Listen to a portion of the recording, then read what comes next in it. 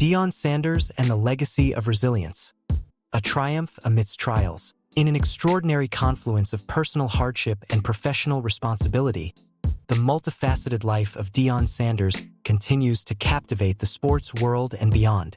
Moments after undergoing one of the most critical surgeries of his life, a procedure to combat bladder cancer, Sanders demonstrated an unyielding commitment not only to his own recovery but also to the future of his family's football legacy.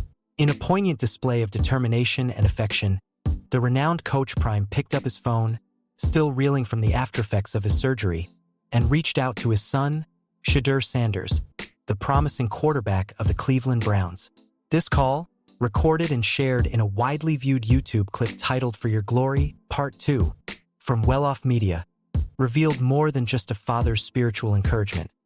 It exposed a heart full of worry for a future that hangs precariously in the balance. The phone call came at a time when the NFL landscape is in constant flux.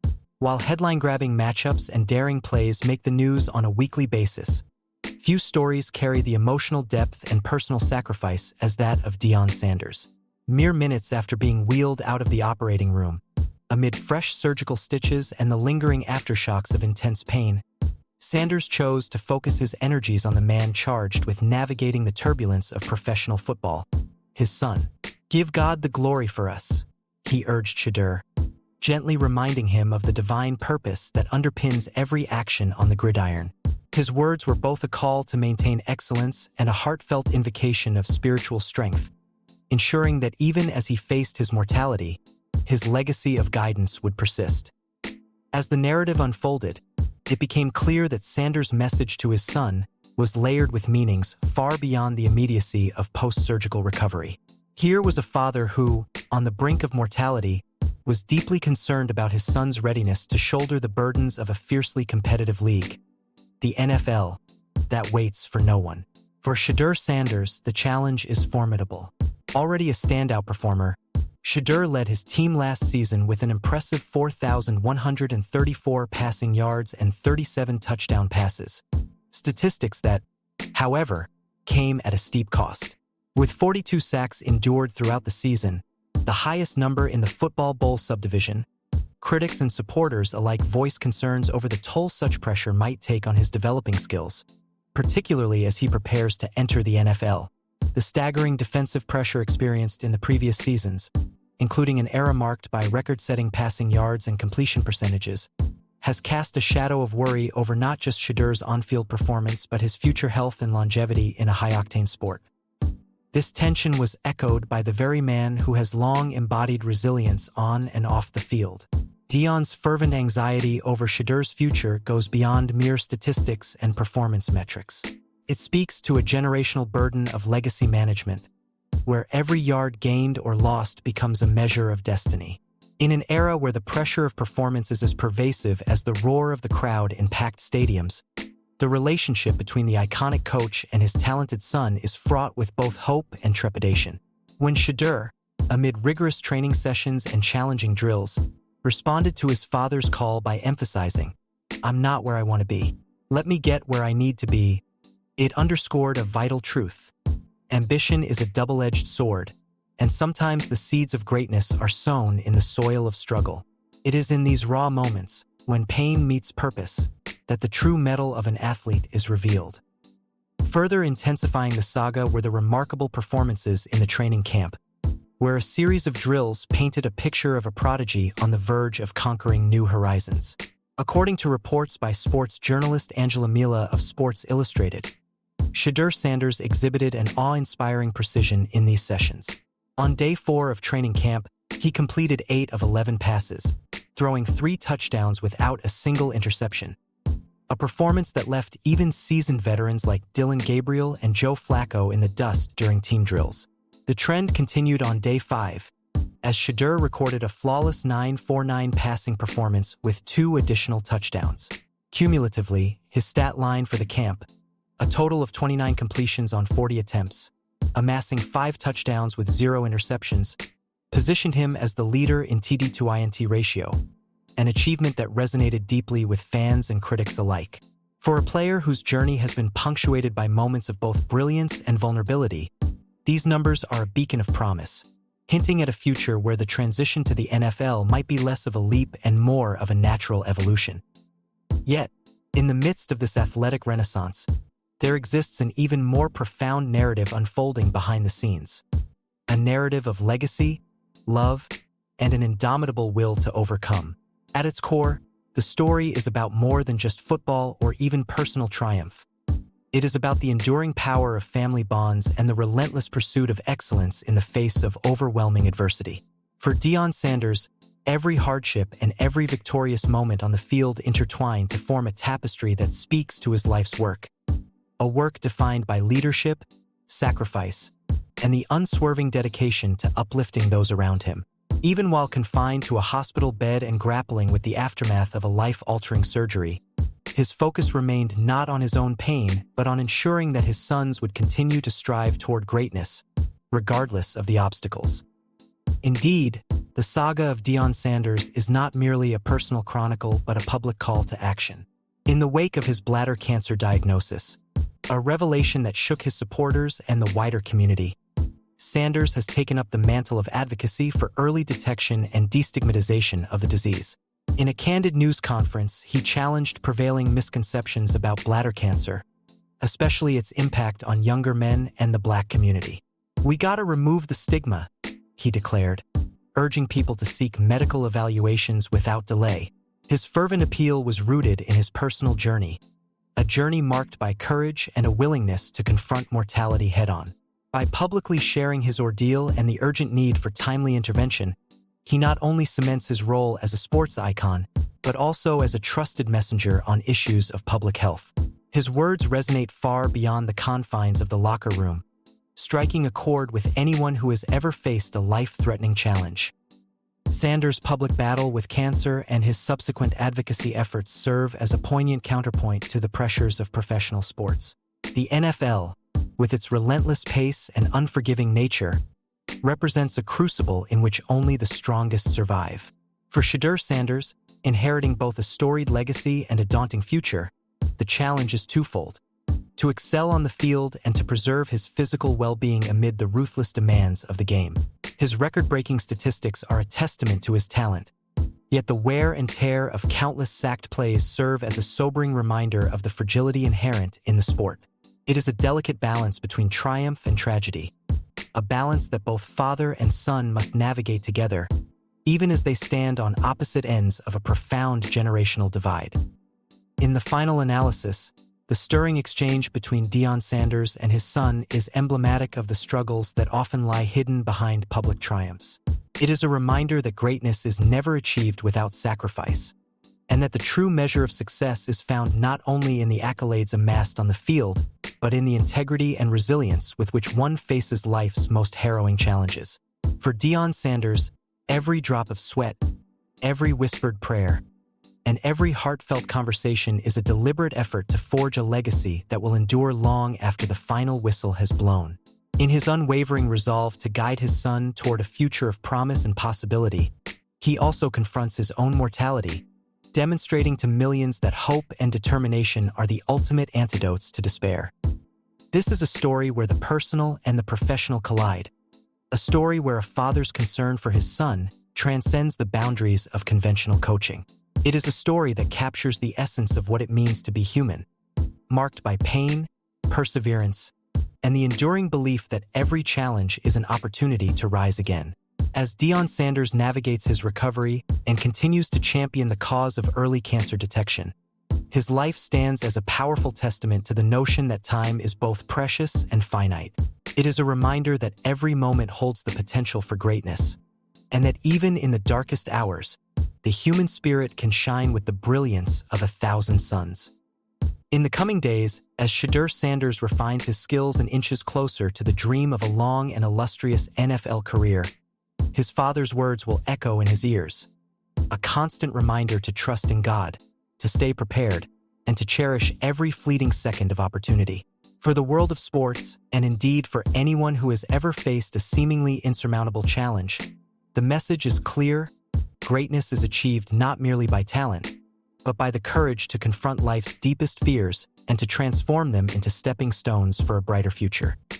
As the curtain rises on what promises to be a defining chapter in the annals of football history, Deion Sanders remains an enduring symbol of hope and resilience. Matt Rhule's Nebraska dream faces brutal reality as injuries threaten 2025 turnaround. Huskers head coach confronts intense pressure amidst fall camp setbacks and soaring expectations. Lincoln, Nebraska. In a football town where legends are carved in the frozen winds of Memorial Stadium and every snap echoes decades of dominance, Matt Rhule knows he's not just coaching a team, he's shouldering the weight of an entire state's legacy.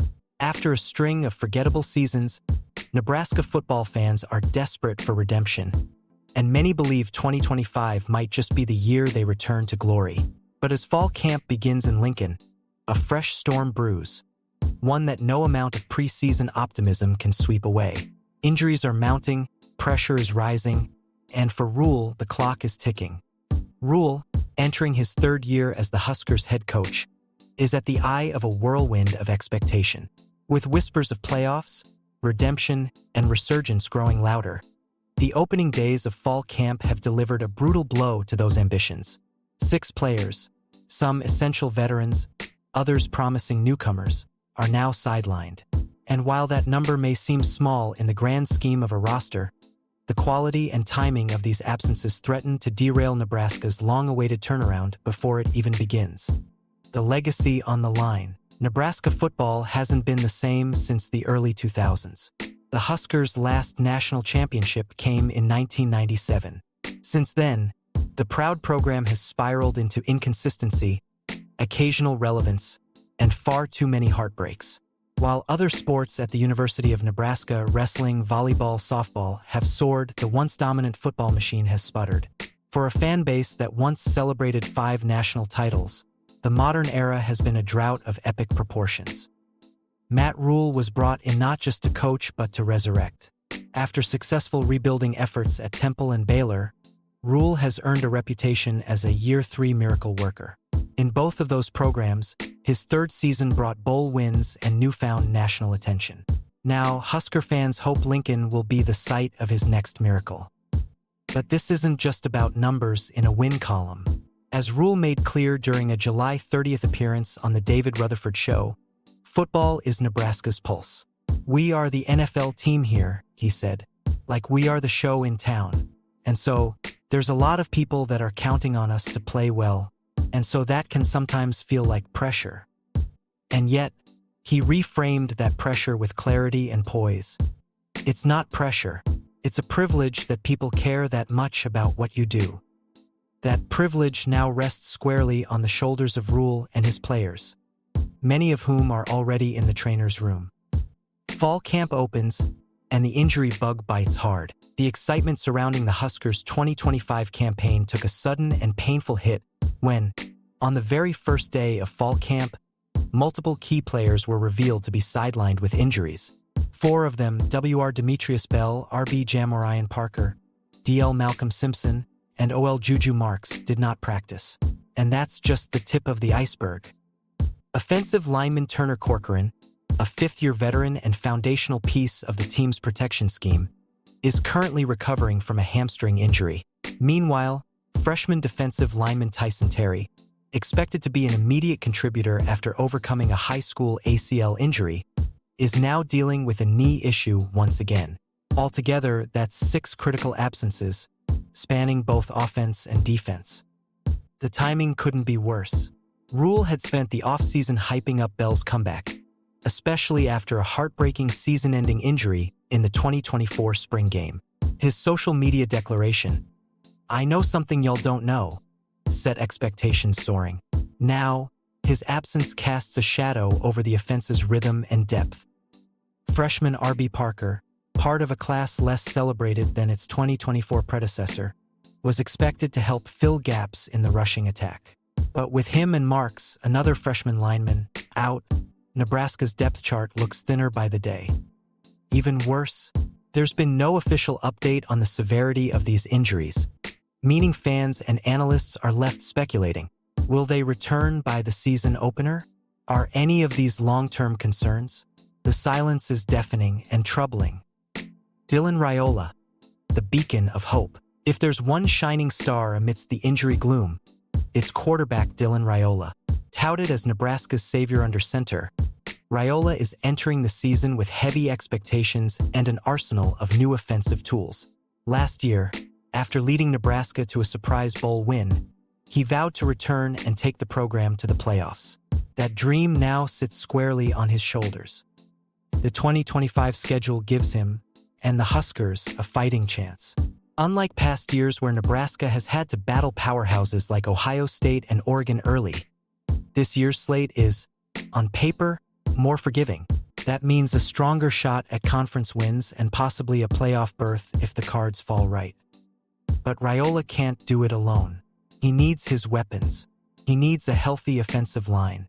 And he needs the receivers and running backs around him to step up. With Bell sidelined and Parker's status unclear, Rule may have to dip deeper into his depth chart than expected. The culture war, building a program, not just a team. Matt Rule's challenge isn't just on the field. It's within the building. Nebraska is unique. Unlike schools with a diverse sports fandom, Nebraska football is the singular obsession in the Cornhusker State. Rule acknowledged this with striking honesty. We're the NFL team here. It's a culture where the quarterback is a celebrity, and practice updates get more attention than some actual games elsewhere. That kind of attention can be both a blessing and a burden. Every fumble, every injury, every quote is dissected. So how does Rule keep his team grounded? I want them to say to themselves, "Man, how lucky am I that I'm at a place where everything I do matters," he said. It's a lesson in perspective and pressure management. That mindset will be crucial as injuries mount and frustrations rise. Rule has to sell his players not just on winning, but on building something, reclaiming a throne long since lost. Where do the Huskers go from here? Fall camp is often a time for optimism. Coaches praise players. Beat writers track depth chart movements.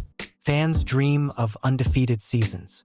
But at Nebraska, the mood is tense. Injuries have already pulled the rug out from under a few position groups. And with so many returnees banking on this year being the year, any setbacks feel amplified. Yet the path forward isn't hopeless. Rule still has time. The opener is weeks away. Some of these injuries could prove minor. And the talent is there, especially in Raiola and the improved defensive unit. But depth has been tested early. And Rule, now in his pivotal third season, must prove once again that he can turn adversity into opportunity. If he can guide this team through the early turbulence and into the playoff picture by late October, he'll not only fulfill the prophecy of Year 3 success, he'll rewrite Nebraska football's modern story. If not, the questions will multiply and the pressure will swell. Conclusion: a crucial crossroads. Matt Rule isn't just coaching for wins. He's coaching for relevance, respect, and restoration. In a state where football is more religion than recreation, the stakes are always high. And with every injury, every decision, and every snap, the margin for error narrows. The 2025 Huskers could be something special. They could break the cycle. They could return to dominance. But first, they have to survive camp. And Matt Rule has to weather the storm.